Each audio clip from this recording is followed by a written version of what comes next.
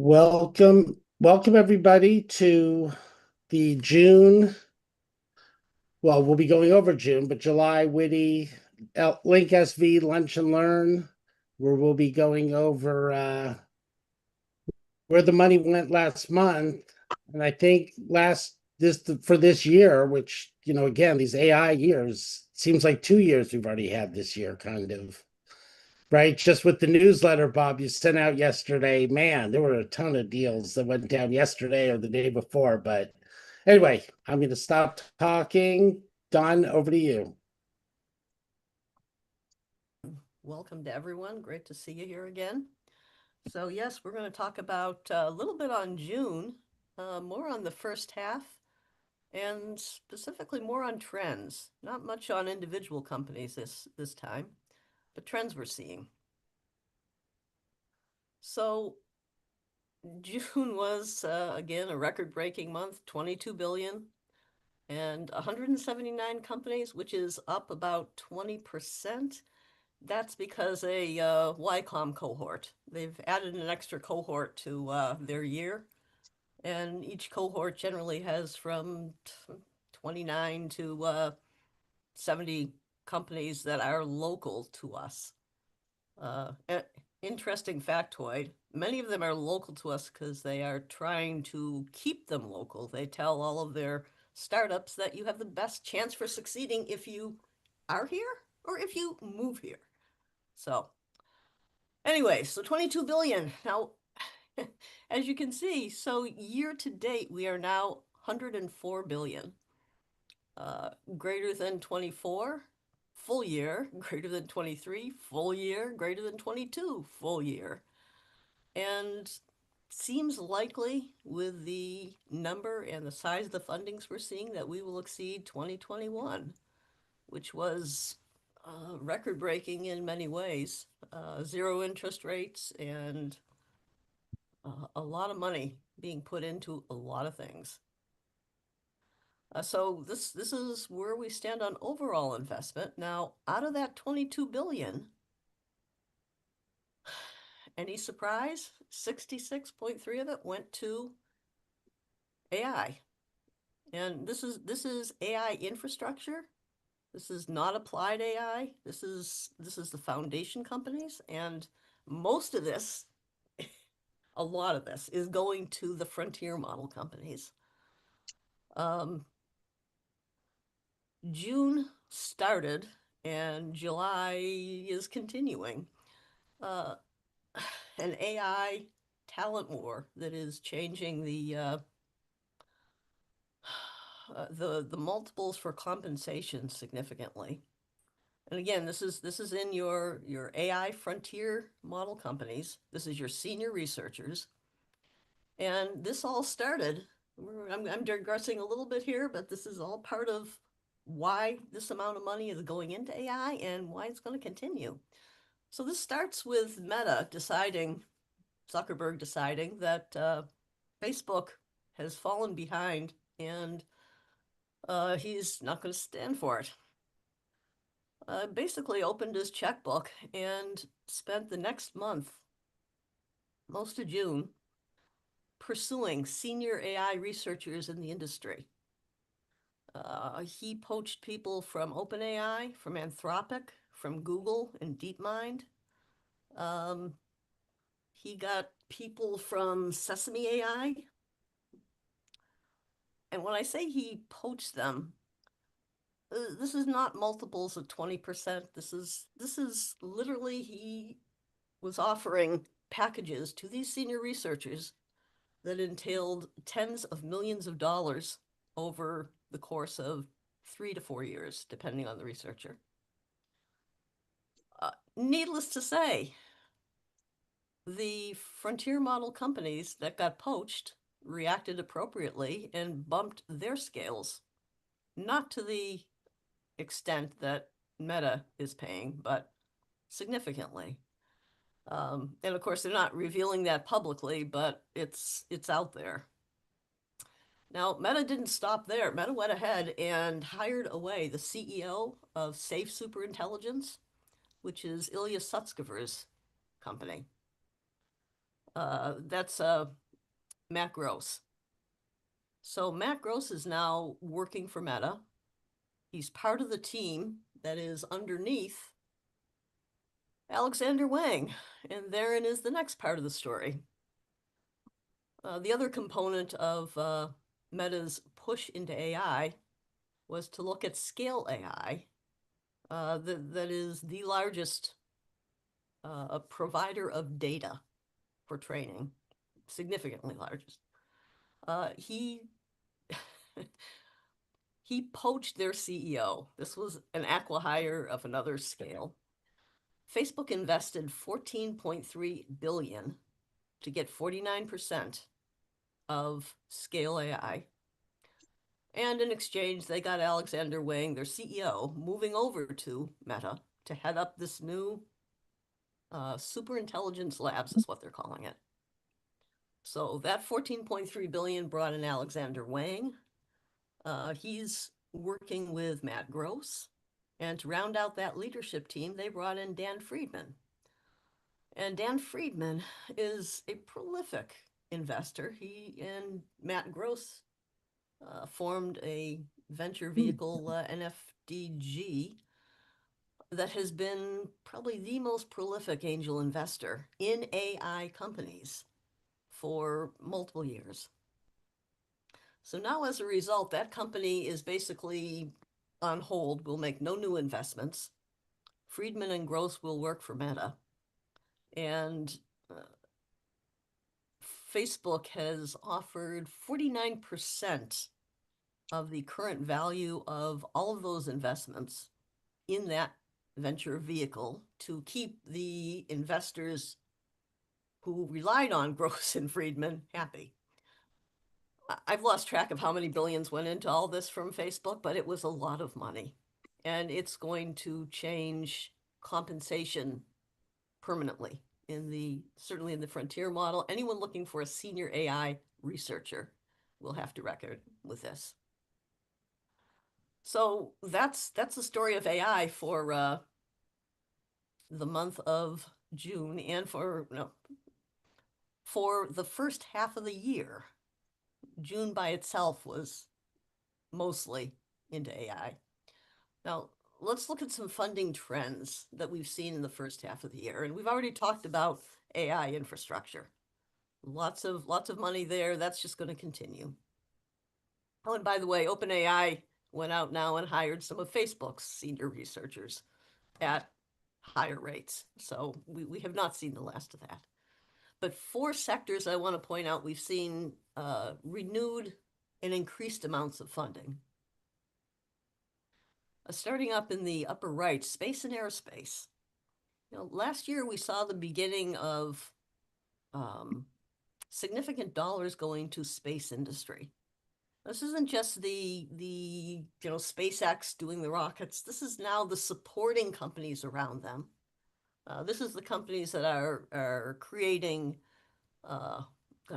aerospace navigation, being able to locate anything in space, the fueling, the parts, energy from space, research into further use. And we're seeing a little bit of late stage, but a lot of early stage startup companies in this area. And this is new. Below that, robotics. So robotics has been out there and it gets a continued stream of funding. But we saw more going into it this time around for not just general purpose robots, although there was a lot of that, but now they're getting into vertical robots, and specifically vertical humanoid robots. And we've seen a lot of late stage money because some of those companies are now moving into production and putting out manufacturing floors. General purpose robots are supposed to start delivery literally for your home September, like Q4 timeframe, September, October. So that's going to get even more interesting. FinTech has shown renewed life. It was out of favor for a couple of years. Not that it didn't get money, but it didn't get the amount of money, the percentages that we've seen in the past. But with a change of administration, we have seen an uptick, a real uptick in anything crypto related. And there's been a significant amount of that, but also two other areas, and that's embedded fintech, embedded payment systems, so that any vertical can have embedded, it may be accounting, embedded financing, embedded something along that line. And finally, there is, this never stops, but cross-border payment continues to be high on the list of what is needed out there and what VCs are willing to fund out there. And the last area, continuing public safety, and public safety particularly around first responders and fire prevention. That continues, but new is defense tech. There's been a real emphasis on defense tech. It started the end of last year, but we're seeing a steady stream of new startups coming into this area. And it's hardware, it's software, it's location, positioning, night glasses, night vision glasses, a very wide range that is specifically targeted at defense. And David, you do stop me if there's any questions that we need to take. I sure will. None yet. Okay. Let's see here. I don't know why this is not looking right, but it's okay. Female founders. I did something a little bit different. I wanted to look at the entire country, not just Silicon Valley, to see how we compared. We ran about 5% in female funders this year, in June. Overall, for the first half of the year, we're around 3.2%. But looking at the country overall, now these graphs are from PitchBook, and PitchBook went out of their way to point out that dollar funding to female co-founded teams has gone way up. The graph on the left is the number of deals. The graph on the right is the amount of capital, a percentage of capital that is going to those teams. And this has been a pretty standard statistic that female and male teams, in other words, both get more number of deals and get a higher percentage of money. So the one that I'm primarily focusing on today is the bottom one, which is female founders only. And that, while it's higher than 2021, it's gone down from last year, both in the number of deals and the amount of money going to female founders. Some of this is influenced again by the amount of money going to AI that drains away from many other things. So this is where the U.S. stands overall in supporting female founders. Now, I want to move from that to the VC aspect of things because, let's see, at the end of last year, there was 171 trillion in what we call dry powder. In other words, money that's been raised, but it hasn't been spent. It hasn't been invested by the VCs. So the first half of this year, VCs raised 25.6 billion in the US. Worldwide, it was 41.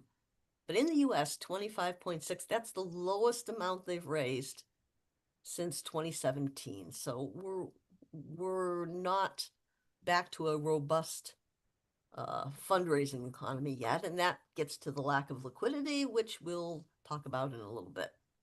But the size of funds The size of billion-dollar and larger than billion-dollar funds is increasing.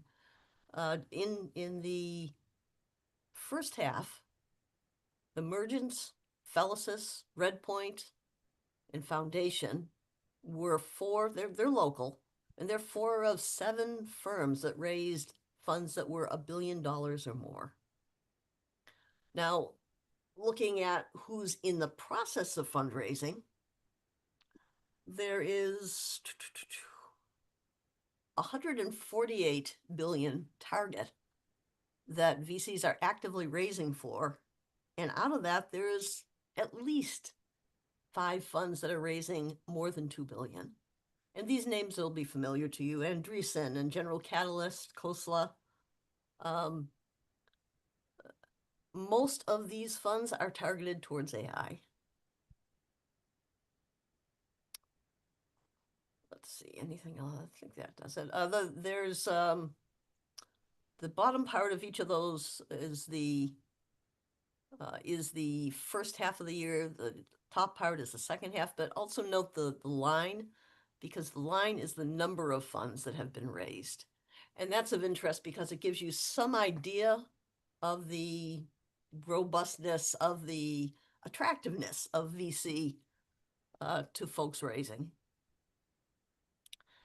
Now, sidebar on this, because as an interesting, I'm going to call it a trend that I think is being missed by the larger pitch book. This is a Venture Capital Journal. There's a company out here, Adeo Resi runs, called Dessel Group. One part of it is VC Labs. And for the last 5 years, he has been turning out classes. They're small, 10 to 20, of VCs who are, put them in the emerging managers group. They're raising small funds. They're generally 1 to 10 million to get started. But they're not allowed to graduate. They don't graduate unless they successfully raise a fund. And I'll note that today we saw an item on the Dessel Group having raised a $14 million seed round to build on that concept and to turn out more emerging managers and to, again, increase the results they've been getting. So that's a trend we're going to watch, because those emerging managers, typically they will be in their given areas more successful than the larger firms, than the existing firms. And from a startup perspective, it's not a large firm to pitch. It's generally 1 or 2 individuals, and that's attractive as a source of capital. The challenge is finding them. The challenge is knowing who they are and where they are. And that's an interesting area that we're looking at. Let me move on from here now. And let's talk about exits and liquidity and what we're seeing in trends here. So just generally, to anyone who hasn't been here before, the US has been for, we're going 2.5 years, almost 3 years now, since 2021, 2022. There have not been viable exits for most companies. And by exit, I mean where the VCs, where the investors, where the founders, where the early employees get their money back from a successful IPO. That's typically has been in the past where the most return is. And that hasn't existed. The IPO market has been very, very quiet. This year, and it started last year with a couple of AI companies. It's continuing this year. We saw Hinge Health, Omada Health, then Chime, and then Circle and CoreWeave. Circle being crypto, the first crypto in a very, very long time, probably since Coinbase, as a matter of fact. And then CoreWeave going out. CoreWeave did not have a stellar IPO, but they have done really well since then. We have Figma, who has now announced that they're going to go public sometime before the end of the year. And there's literally more than 100 companies waiting in line. So the industry takes on this are varied.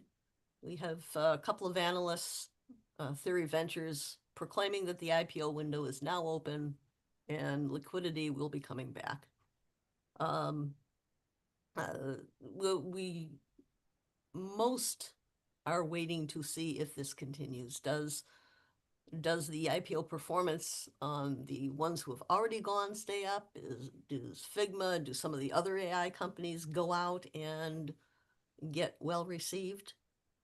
But it's more positive than it has been, again, since the end of 22. And in its absence, M&A has been the way that companies get liquidity.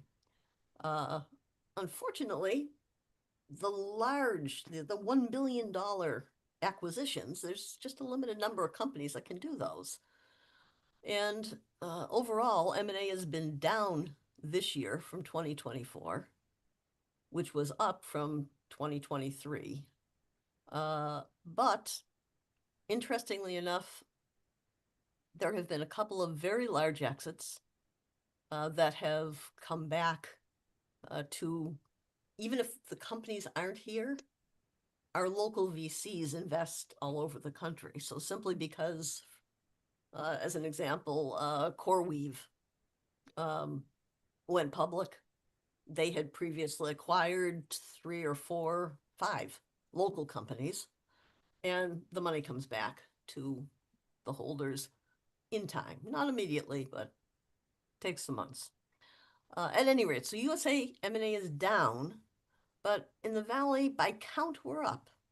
Unfortunately, literally 95% of those acquisitions have no dollars disclosed.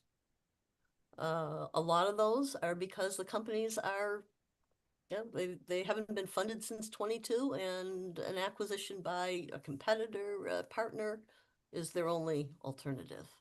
But some of them have been, you can see the employee numbers have gone up for the last year.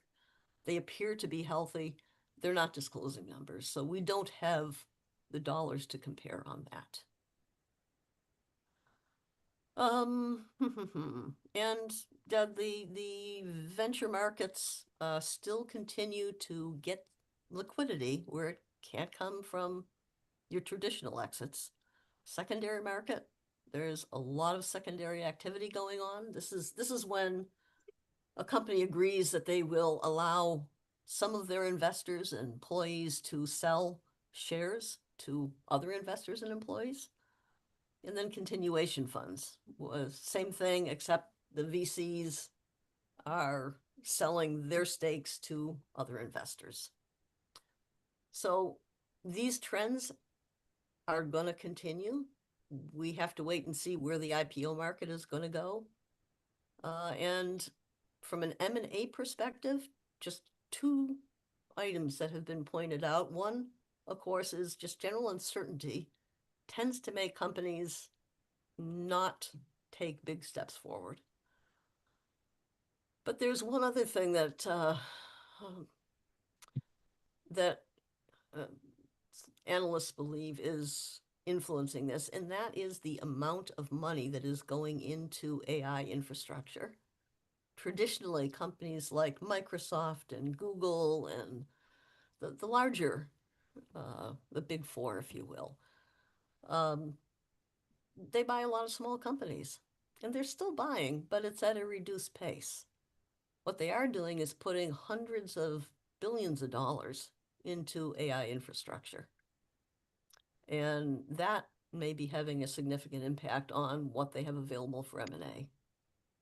So to be followed. Okay, I'm just about done talking. This information all comes from the research Bob and I do for the Pulse of the Valley newsletter. And that, if you're an entrepreneur and you're raising money, you really want to take advantage of this to get on top of who's raising, who's funding, execs, investors. And for you guys, entrepreneurs get a $50 package for just $7 a month. Great buy. Link Silicon Valley, we do the newsletter. We have a database of business activity, thousands of fundings, going back 20 years.